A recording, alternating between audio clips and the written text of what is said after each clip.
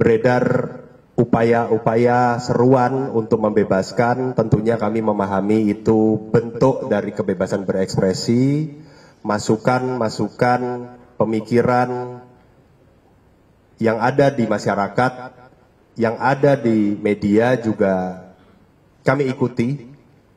Kami tidak tutup mata, tutup telinga. Lalu masukan agar penyelesaian masalah ini diselesaikan dengan skema restoratif justice tentunya menjadi pertimbangan juga oleh penyidik. Namun saat ini kami fokus melengkapi bukti dan mengembangkan ke aktor-aktor yang lain. Silakan, Pak.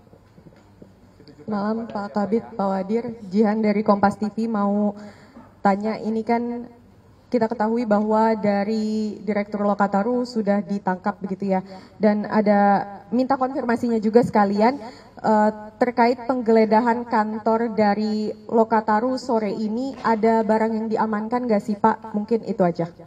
Terima kasih.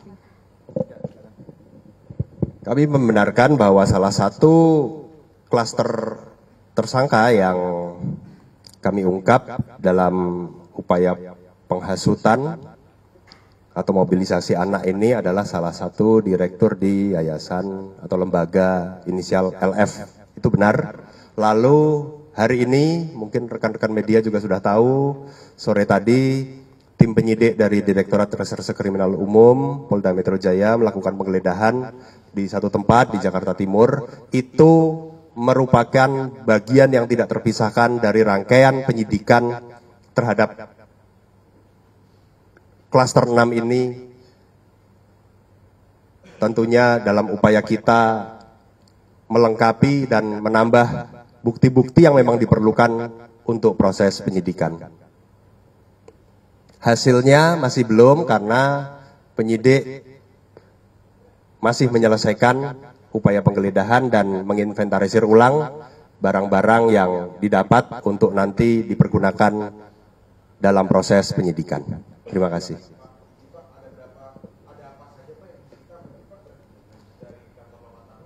Ya, saat ini tim penyidik masih dalam perjalanan ya. Nanti mungkin kami sampaikan di kesempatan yang lain. Kami update di kesempatan yang lain. Izin Pak Kabid dan Pak Wadir, izin saya Jonathan, wartawan Kumparan, mau bertanya terkait klaster penghasut tadi. Ini kan kita tahu ada 6 tersangka.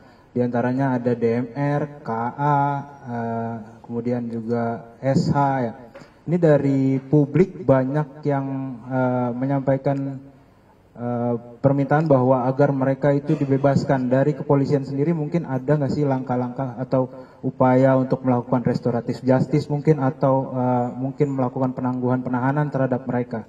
Kemudian yang kedua terkait dengan tadi aktor utama dari aksi demonstrasi ini.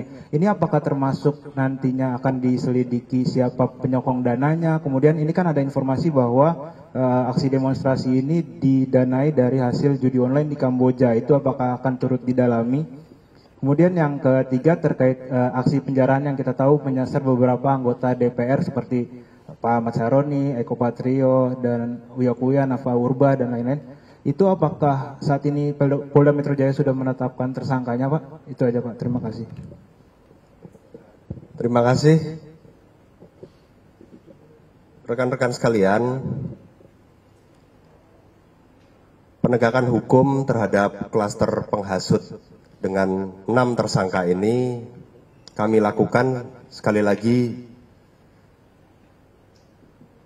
di luar dari kepentingan hukum itu sendiri, di luar dari kepentingan kepastian hukum itu sendiri, kami juga melihat perkembangan situasi dan kepentingan umum, serta ini langkah dari Direktorat Reserse Kriminal Umum untuk menjaga anak dan pelajar, khususnya di Jakarta dan sekitarnya, agar tidak terpapar pemikiran-pemikiran atau perbuatan-perbuatan yang nantinya justru menjadikan si anak tersebut sebagai korban dari eksploitasi, korban dari berbagai kerusuhan yang terjadi. Lalu penahanan yang dilakukan oleh penyidik semata-mata karena kepentingan penyidikan. Mengapa? Karena kami tidak hanya berhenti di 6 tersangka ini. Dari hasil pemeriksaan, dari hasil pendalaman, dari hasil analisis bukti, dari hasil penyidik menemukan persesuaian antar alat bukti, masih ada beberapa orang lain yang perlu kami dalami keterlibatannya di dalam kelompok ini. Untuk jumlah dan nama, mohon maaf belum bisa kami sebutkan untuk kepentingan penyidikan. Kemudian beredar upaya-upaya seruan untuk membebaskan, tentunya kami memahami itu bentuk dari kebebasan berekspresi, masukan-masukan, pemikiran yang ada di masyarakat, yang ada di media juga kami ikuti. Kami tidak tutup mata, tutup telinga.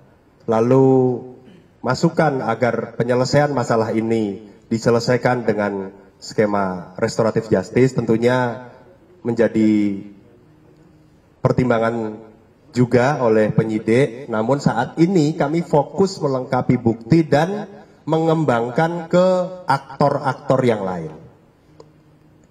Untuk masalah penangguhan penahanan, tentunya kami melihat urgensi dan melihat kepentingan penyidikan ke depan. Yang dapat kami pastikan di sini, seluruh tersangka yang ditahan di Polda Metro Jaya mendapatkan pemenuhan hak dan mendapatkan pemantauan medis secara berkala. Itu dijamin oleh penyidik. Terima kasih. Untuk yang penjarahan mungkin klaster tersendiri akan kami sampaikan di tempat yang lain karena juga masih beberapa saksi masih kita periksa. Itu yang tadi kami sebutkan bahwa kami tidak berhenti di 6, namun kami kembangkan ke aktor-aktor lain. Aktor-aktor yang lain ini perannya bagaimana masih didalami oleh penyidik. Ya.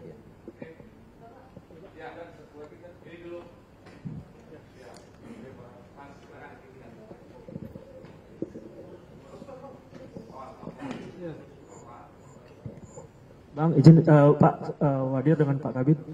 Pak ingin menanyakan, saya Rama dari Kompas, ini beberapa hal yang ingin kami tanyakan tadi sudah soal penyokong dana, karena di beberapa, kami kan juga pernah masuk ke area demo itu Pak, maksudnya ke area yang mereka akan melakukan anarkis. Waktu itu saya masuk ke Semanggi gitu, ke arah DPR, kemudian mereka makan dan minum, terus juga petasan, itu kan berarti tidak berdasarkan kemampuan mereka sendiri, pasti ada penyokong dana. Nanti Bapak sudah sampaikan, kita akan telusuri lagi. Tapi kami ingin menanyakan apakah kita sudah berkoordinasi dengan PPATK untuk melihat kemungkinan adanya aliran dana yang masuk ke mereka-mereka ini Pak. Itu yang pertama. Yang kedua, ini ada yang menyebut bahwa ini ada tim anarko begitu. Apakah mereka-mereka ini yang ditangkap atau yang sudah didata ini, yang anak-anak ini yang sudah dibebaskan ini, sudah pernah terlibat dalam tindak pidana yang lain seperti tawuran misalnya, itu apakah mereka tercatat di situ Pak? Kalau mereka seperti itu kan berarti mereka sudah terbiasa untuk melakukan hal-hal seperti itu. Itu yang kedua. Yang ketiga Pak, kerusakan di halte, 6 halte terbakar dan belasan halte juga mengalami vandalisme, itu kan terjadi serentak ya Pak ya, di malam tanggal 29 kalau nggak salah, 29 Agustus setelah penyerangan Polda Metro Jaya. Sepertinya sangat kecil kemungkinan anak-anak itu bisa melakukan kerusakan dan vandalisme secara serentak tanpa ada arahan dari orang yang profesional gitu. Apakah kita sudah sampai ke sana? Terima kasih. Ya, terima kasih. Apa yang tadi dilihat sebagai temuan di lapangan itu juga kami masukkan dalam temuan yang kami analisis. Bagaimana petasan, bagaimana bekal yang dia bawa, itu sudah kami temukan dalam bukti-bukti yang tadi kami jelaskan bahwa rangkaian yang terjadi di tanggal 25 sampai 28 itu terhadap anak-anak yang bisa kami lakukan langkah prevensi, kita amankan, itu kami temukan bukti tersebut. Jadi memang ada aliran dana ke sana ya Pak, untuk menyokong istilahnya logistiknya mereka. Ada indikasi anak diberi kompensasi untuk melakukan aksi. Itu masih dalam pendalaman oleh penyidik. Betul, itu jadi salah satu data awal yang kami pergunakan untuk mengungkap jaringan ini, kelompok ini. Itu betul. Lalu apakah sudah berkoordinasi dengan PPATK? Sudah. Kami juga ingin menelusuri apakah ada aliran-aliran dana tertentu kepada kelompok ini atau mereka lebih bersifat kolektif.